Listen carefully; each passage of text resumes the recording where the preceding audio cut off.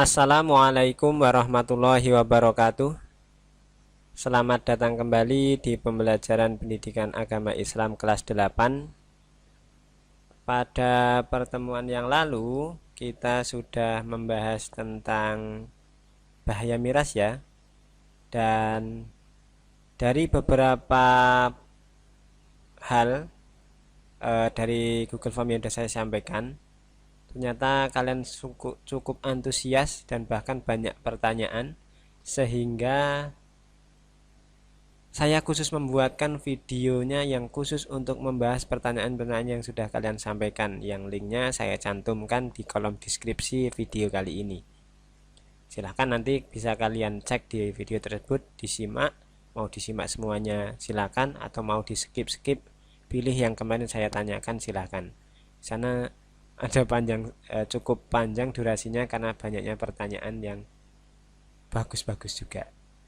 Oke, untuk pertemuan kali ini kita akan membahas perbuatan yang patut kita hindari. Ada dua perbuatan, kalau kemarin miras, sekarang judi dan pertengkaran. Hindarilah agar kau selamat dari dunia dan di akhirat. Judi, ya. Judi itu apa toh? Dalam bahasa Arab dikatakan, atau bahasa Al-Qur'annya, al-maisir. Al-maisir itu secara umumnya didefinisikan atau diartikan segala sesuatu yang dijadikan permainan yang di dalamnya terdapat hal yang dipertaruhkan, baik harta maupun jiwa. Jadi permainan yang di dalamnya itu ada sesuatu yang dipertaruhkan, baik harta maupun jiwa. Bentuk judi di zaman jahiliyah, zaman Nabi yang sebelum Islam datang, itu seperti ini. Ada dua ekor unta milik si A dan milik si B misalkan. Unta ini akan diadu. Nah, unta yang kalah akan menjadi miliknya, misalkan unta yang kalah milik si B, maka unta yang kalah ini akan menjadi miliknya si A. Jadi si A mempunyai dua unta hasil pertarungan tadi. Jadi model judi saat itu seperti itu. Sama kalau di kita mungkin sabung ayam. Nek sing kalah ya ayamnya dipek yang menang. Nah, berbeda dengan halnya kalau pacuan kuda, itu panitia menyiapkan hadiah tersendiri atau piala. Sementara yang kalah pun tidak dirugikan, tapi yang menang mendapatkan piala itu sendiri. Nah, itu berbeda, itu namanya perlombaan. Nah, bentuk judi yang kedua, nah itu menggunakan uang. Jadi ada permainan misalkan adu unta tadi, yang kalah memberikan uang kepada yang menang. Nah, itu sama itu juga bentuk judi. Jadi intinya ada sesuatu hal yang dipertaruhkan. Bahkan di zaman dahulu, bahkan seorang budak pun diadu, maka budak yang kalah akan menjadi milik dari yang tuan si pemenang tadi. A'udzubillahi min dzalik. Kalau sekarang tidak ada yang namanya budak. Jadi judi itu sangat merugikan. Maka sesuatu hal yang untung-untungan itu namanya judi ya. Tidak ada main prediksi, misalkan tak beli nomor ini saya taruh 500.000, nanti kalau menang saya mendapat 5 miliar. Itu namanya judi juga, sama. Nggak boleh seperti itu karena banyak orang yang dirugikan di situ. Nah, syarat terjadinya judi secara agama ya, menurut agama, yang pertama adanya harta yang dipertaruhkan. Nah, entah itu, jadi tidak hanya harta ya, sebenarnya sesuatu yang dipertaruhkan. Bisa jadi mempertaruhkan istrinya juga, ada yang seperti itu, bahkan itu dosanya berlipat-lipat. Yang kedua, adanya permainan yang digunakan untuk menentukan pihak yang menang dan pihak yang kalah. Bisa main bola, nanti yang kalah bayari lapangannya buat nyewa, itu sama. Bisa juga main kelereng, nanti yang kalah miliknya diminta, itu sama. Kemudian yang ketiga, pihak yang menang akan mengambil harta yang menjadi taruhan dari pihak yang kalah. Nah, seperti itu. Jadi ada permainan, ada harta yang dipertaruhkan, dan tentunya ada yang dirugikan.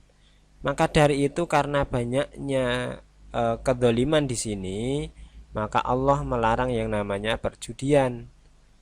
Dalam Quran surat Al-Baqarah ayat 219, Allah berfirman, mereka bertanya kepadamu Muhammad tentang khamr dan judi al-maisir. Katakanlah bahwa pada keduanya terdapat dosa besar dan beberapa manfaat bagi manusia, tetapi dosa keduanya lebih besar dari manfaatnya.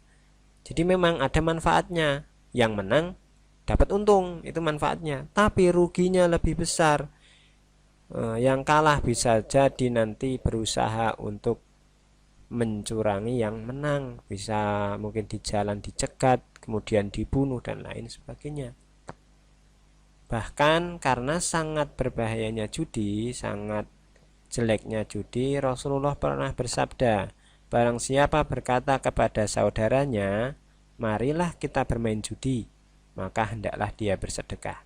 Maksudnya, barang siapa yang mengajak berjudi, hanya mengajak loh ya ini ya, maka hukumannya itu dia harus bersedekah. Salah satu bentuk hukuman, misalkan ayo judi yuk, lumayan lah, baru sekedar ngajak, maka dia harus bersedekah hukumannya. Apalagi kalau sampai terjadi perjudian beneran, jauh mendapatkan dosa yang sangat besar sekali. Mengapa judi itu dilarang? Karena menjadi salah satu dosa besar. Dari miras, judi itu dosa besar. Yang pertama merupakan perbuatan setan. Ini perbuatan setan ya, perbuatan yang paling dicintai oleh setan, karena akan melalaikan. Banyak kemudaratan atau keburukan di dalamnya. Yang pertama tentu melalaikan dari mengingat Allah. Biasanya kalau judi itu asik, bermain judi itu asik, apalagi yang menang. Nah, itu asik, bahkan sampai lupa waktu. Ya, adakah orang yang berjudi terus sholat? Bentar saya tak sholat dulu. Jarang sekali, bahkan mungkin tidak ada, karena saking asiknya setan sudah melalaikan. Dan yang kalah pun dia tidak cepat-cepat pulang, tapi dia berharap, wah nanti 1 jam lagi lah, siapa tahu nanti menang. Ternyata kalah, wah 1 jam lagi lah saya pinjam uangnya, sampai mereka bisa jadi bangkrut, merusak keuangan seseorang. Jadi tidak ada ya penjudi itu yang kaya, itu hanya ada di film-film. Nah Pak, itu yang ada perusahaan judi itu, yang kaya ya perusahaannya, bukan orang yang bermain judi. Karena yang bermain judi memang sudah orang yang kaya. Jadi kayaknya bukan dari hasil berjudi, melainkan dari pekerjaannya itu. Dan bisa jadi merusak keuangan.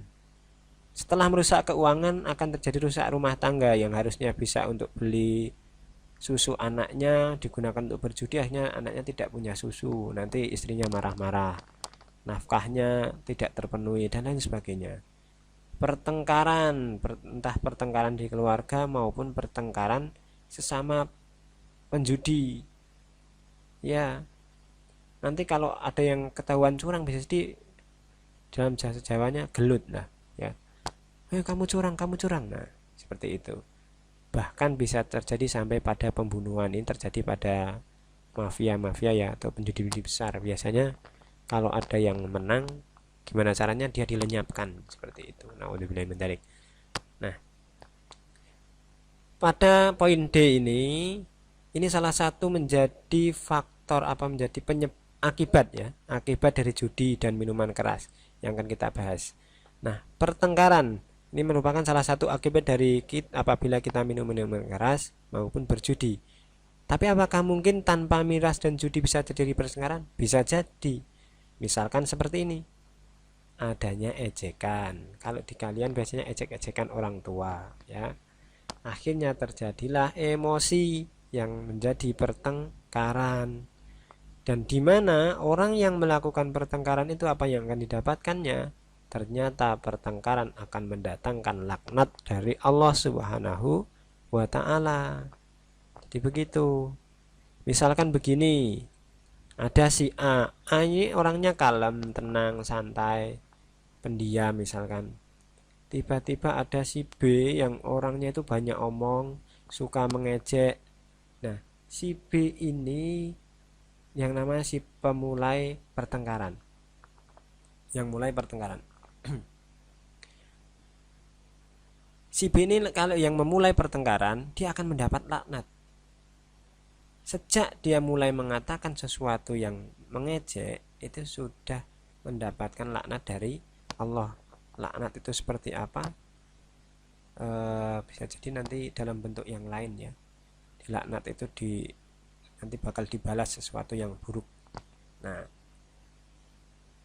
kalau si A tadi itu tetap diam, maka dia akan mendapatkan yang namanya rahmat atau pertolongan dari Allah. Entah itu rezekinya semakin lancar dan lain sebagainya, bahkan mungkin karirnya jauh lebih bagus dari yang si B. Tetapi kalau si A ini sampai membalas, maka dua-duanya akan dilaknat oleh Allah. Jadi kalau diejek, diam saja, kalian itu mendapatkan pahala sebenarnya. Tapi kalau sampai kalian emosi, oh ya sama-sama mendapatkan laknat, seperti itu. Dan kalau sampai terjadi pembunuhan, siapakah yang masuk neraka? Semuanya masuk neraka. Karena apa? Karena semuanya ini akan saling membunuh, punya niatan membunuh. Akibat dari pertengkaran, yang pertama, merusak tali silaturahim atau persaudaraan. Nah, ini yang bahaya sekali. Tidak akan masuk surga orang yang memutuskan tali silaturahim. Nah, ini bahaya sekali ya. Jangan sampai kita merusak tali persaudaraan. Dunia menjadi sempit. Ya, misalkan kita punya musuh, mau ke Wonosari atau ke tempat lain, takut ketemu dengan musuh kita. Sebaliknya, si orang lain itu takut dengan kita. Akhirnya kan gimana caranya biar tidak ketemu karena saking bencinya. Nah, itu dunia menjadi sempit. Harusnya bisa kemana-mana dengan enak, tapi akhirnya menjadi terasa sempit. Menjadi orang yang tersesat. Suatu kaum yang sudah diberi hidayah oleh Allah tidak akan sesat kecuali bila mereka suka bertengkar. Nah, ini karena kalau sudah bertengkar itu yang mengendalikan hawa nafsu dan setan yang terus membujuknya. Jadi sulit sekali mendapatkan hidayah kalau sudah bertengkar. Makanya sebisa mungkin tahan emosi. Yang keempat, ini yang paling mengerikan, bisa menghilangkan nyawa. Dalam Quran surat An-Nisa ayat 93, barang siapa yang membunuh seorang mukmin dengan sengaja, maka balasannya ialah jahanam. Ia kekal di dalamnya, Allah murka kepadanya, mengutukinya serta menyediakan azab yang besar baginya.